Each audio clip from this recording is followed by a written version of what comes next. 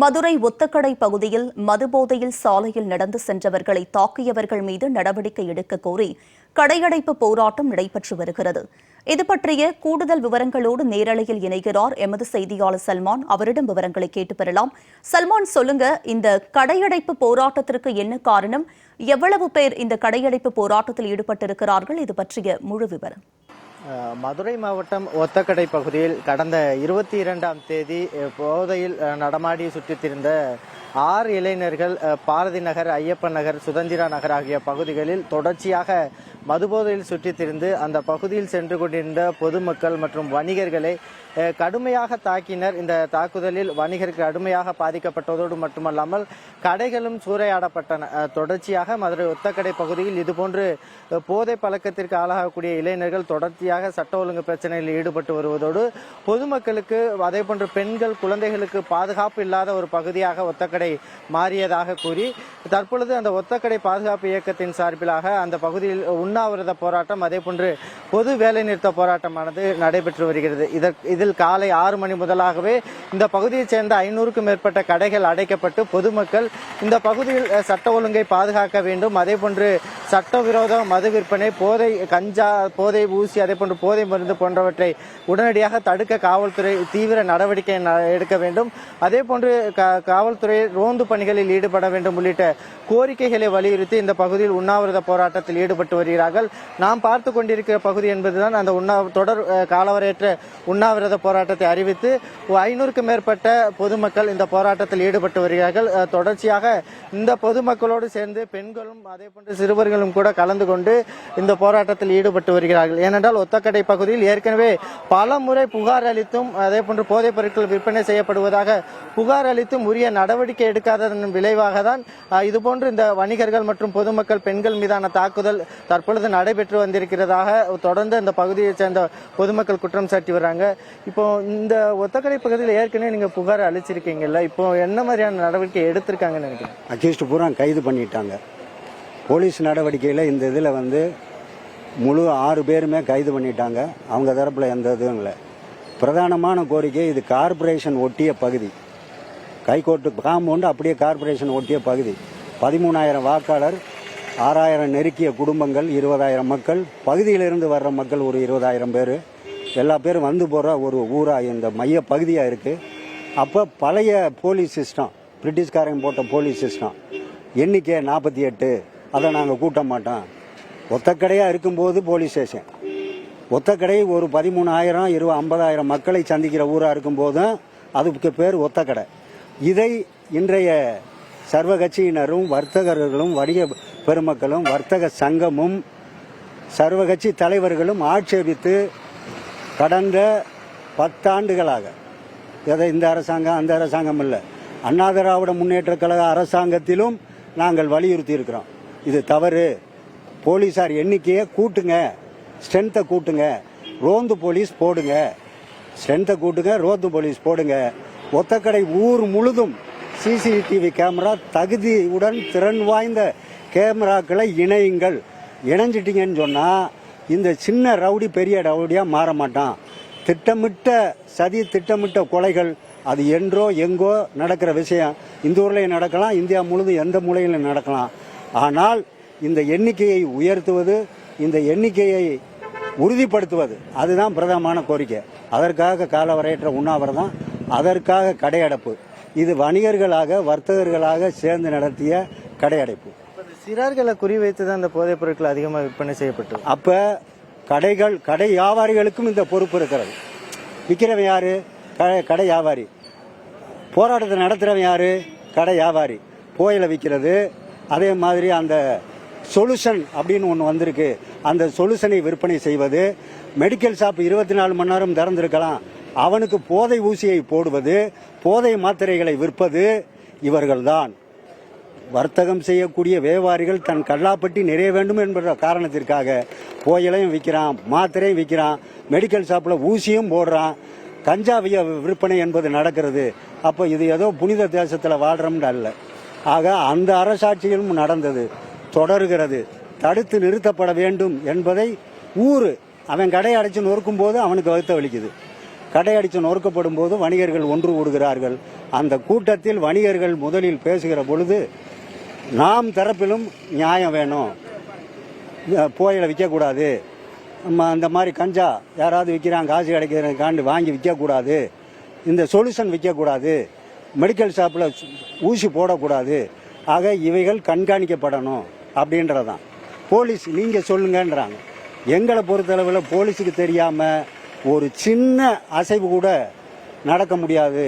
தற்போது மதுரை ஒத்தக்கடை பகுதியில் கடையடைப்பு போராட்டமானது நடைபெற்று வரும் நிலையில் சல்மான், இது பற்றிய விவரங்கள் நீங்க தொடரலாம். இந்த ஒத்தக்கடை பகுதியை பொறுத்த மட்டிலும் வணிகர்கள் தான் இது போன்ற இந்த போதைப் பொருட்களுக்கு ஆளாகக்கூடிய இளைஞர்கள் மூலமாக பாதிக்கப்படக்கூடியவர்களில் பிரதானமாக இருக்கிறார்கள். ஏனென்றால் ஒவ்வொரு இளைஞர்களுமே இந்த பகுதியில் அதிக அளவிற்கு கஞ்சா, அதே போன்று போதை ஊசி, போதை மாத்திரைகள் கூட அதிக அளவிற்கு விற்பனை செய்யப்பட்டு வருவதால் அதனை பயன்படுத்தி இது போன்ற போதைப் பொருட்களுக்கு அடிமையாகக்கூடிய நிலையில் நேரடியாக வந்து அந்த கடைகளில் இருக்கக்கூடிய கடை உரிமையாளர்களை தாக்குவது, கடைகளில் உள்ள பொருட்களை அடித்து நொறுக்குவது போன்ற செயல்களில் ஈடுபட்டு வருகிறார்கள். தற்பொழுது அந்த ஒத்தக்கடை பகுதியில் இருக்கக்கூடிய வணிகர் சங்க பொருளாளர் இருக்காங்க, அவங்ககிட்ட நம்ம கேட்கலாம், என்ன மாதிரியான பாதிப்பு ஏற்படுது? ஏற்கனவே இது தொடர்பாக புகார் கொடுத்துருக்கீங்க? இது தொடர்பாக புகார் கொடுத்துக்கிட்டு தான் இருக்கும். அதாவது ஒரு கேதம் டெத்து அப்படின்னு சொன்னா அந்த ஊர்வலம் போகும்போது அவங்க முதல் தாக்குறது வந்து வியாபாரிகளை தான் தாக்குறாங்க.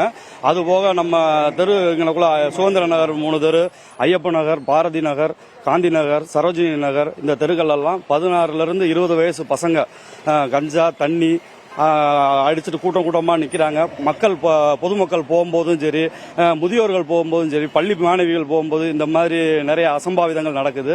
இப்போ தொடர்ச்சியாக இப்போ நம்ம பாரதி நகரில் அந்த வீடியோவை பார்த்துருப்பீங்க. அதில் வந்து ஒரு 15 பேர் சாலையோரத்தில் அவர் பாட்டுக்கு செவனேன்னு வண்டியில் போகிறாரு. அந்த கான் முகமதுன்ற முஸ்லீம் பையன் 2 வீலரில் போகும்போது அவரை வழிமறைச்சு எந்த ஒரு காரணமும் இல்லாமல் அவனை அடிக்கிற காட்சியை நீங்கள் பார்த்துருப்பீங்க.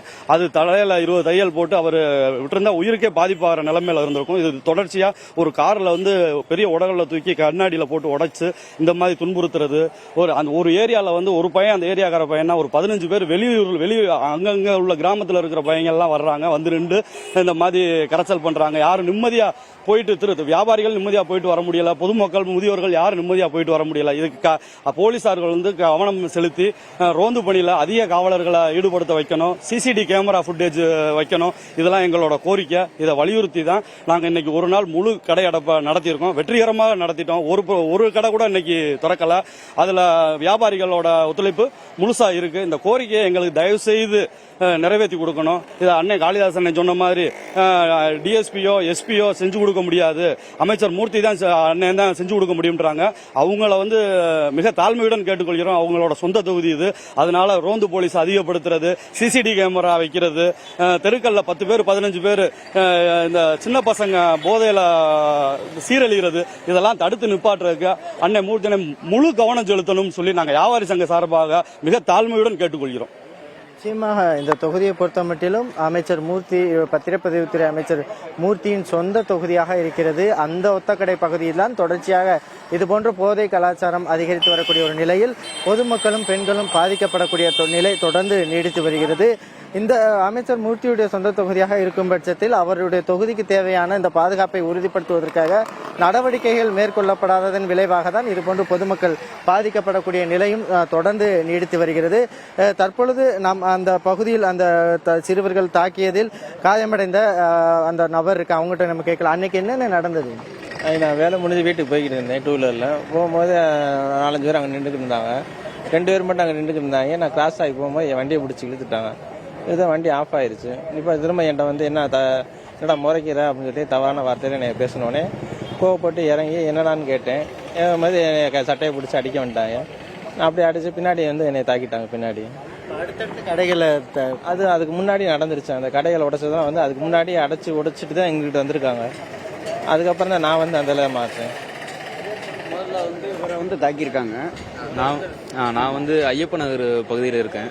அங்கேருந்து நான் வேலையை முடிச்சுட்டு இரவு கடைக்கு போயிட்டு ஒரு 9:10 இருக்கும், 22ஆம் தேதி 22/4/2024 வந்துக்கிட்டு இருக்கும்போது ஒரு 10 பேர் கொண்ட கும்பல், சின்ன பசங்க எல்லாமே ஒரு 15 to 17 வயசு இருக்க பசங்க. நான் வந்துக்கிட்டு இருக்கும்போது வண்டி யதார்த்தமாக மறைச்சாங்க. சரி சின்ன பசங்க ஏதோ விளையாட்டுக்கு இது பண்ணுறான்னு நினச்சேன். பார்த்தா ஒருத்தன் மறைக்கவும் பின்னாடி இருந்து ஒரு 4 பேர் தாக்குறான். தலையில் வந்து உள்காயமாக இருக்குது.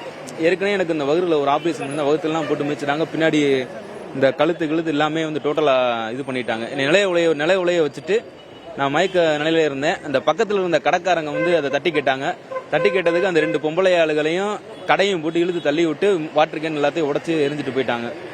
அதோட வந்து முன்னாடி போய் அங்கே முன்னாடி முருகன் டீ கடைன்னு ஒரு கடை இருந்துச்சு. அந்த கடையும் வந்து ஏதோ கேட்டிருப்பாங்க போல, ஏதோ கொடுக்கல போல. உடனே அதுக்காக அந்த கடையும் இழுத்து அந்த கடையும் அடிச்சு நொறுக்கிட்டு ஒவ்வொரு ஏரியாவை அதை முடிச்சுட்டு அடுத்து தான் பாரதி நகர் அவரை போய் பார்த்துருக்காங்க. அந்த வழியா வந்திருக்காரு, இவரை இழுத்து போட்டு அடிச்சிருக்காங்க. நிச்சயமா இந்த போதை பொருட்கள் நடமாட்டம் காரணமாக இளைஞர்கள் சீர்குலையக்கூடிய ஒரு நிலைதான் காணப்படுகிறது. ஒத்தக்கடை பிரதான பகுதியாக இருக்கக்கூடிய நிலையில் இந்த பகுதியை பொறுத்த மட்டிலும் சுற்றுலா பகுதி, அதே போன்று அதிக அளவிற்கு கோவில்கள் இருக்கக்கூடிய பகுதி என்பதால் பக்தர்கள் மற்றும் சுற்றுலா பயணிகள் வரக்கூடிய நிலைகளில் அவர்களுடைய பாதுகாப்பு மிகப்பெரிய ஒரு கேள்விக்குறியாகி இருக்கிறது. இதனால் தான் தற்பொழுது இந்த பகுதி மக்கள் தற்போது உண்ணாவிரத போராட்டம் மற்றும் கடையடைப்பு போராட்டத்தை முன்னெடுத்திருக்கிறார்கள். தொடர்ச்சியாக சட்டவிரோத மது விற்பனை என்பது காலை 6 மணி அளவிற்காக இந்த பகுதிகளில் மது விற்பனை செய்யக்கூடிய ஒரு நிலையும் காணப்படுகிறது. தொடர்ச்சியாக காவல்துறையினர் அவர்களை எச்சரித்தாலும் அது ஆளும் கட்சி என்ற ஒரு காரணத்தை கூறி இதுபோன்று தப்பிக்கக்கூடிய ஒரு நிலை ஏற்பட்டு வருகிறது. இதனால் தான் இதுபோன்ற ஒரு சட்ட ஒழுங்கு பிரச்சனை தொடர்ந்து நீடித்து வருவதாகவும் கூட தொடர்ந்து இந்த குற்றச்சாட்டு எழுந்திருக்கிறது. அமைச்சர் மூர்த்தியுடைய சொந்த தொகுதியாக இருக்கக்கூடிய மதுரை மாவட்டம் ஒத்தக்கடை பகுதியில் இதுபோன்று தொடர்ந்து சட்ட ஒழுங்கு பிரச்சனை ஏற்படுவதன் காரணமாக போதைக்கு இளைஞர்கள் சிறுவர்கள் அடிமையாக கூடிய நிலையில் தொடர்ந்து பொதுமக்களும் பெண்களும் தாக்கப்படக்கூடிய ஒரு சம்பவம் அரங்கேறுவதாக கூறி தற்பொழுது பொதுமக்கள் இதுபோன்ற ஒரு போராட்டத்தில் ஈடுபட்டு வருவது மிகப்பெரிய ஒரு அதிர்ச்சியை ஏற்படுத்தியிருக்கிறது. தொடர்ச்சியாக தற்போது வரைக்குமாக காவல்துறை தரப்பில் 4 இளைஞர்கள், அதே போன்று 2 சிறுவர்கள் என 6 பேரை தற்பொழுது அவர்கள் கைது செய்திருக்கிறார்கள். குறிப்பாக செல்வகுமார், அதே போன்று மனோஜ் உள்ளிட்ட 4 இளைஞர்களையும் அதே போன்று 2 சிறுவர்களையும் கைது செய்திருக்கிறார்கள்.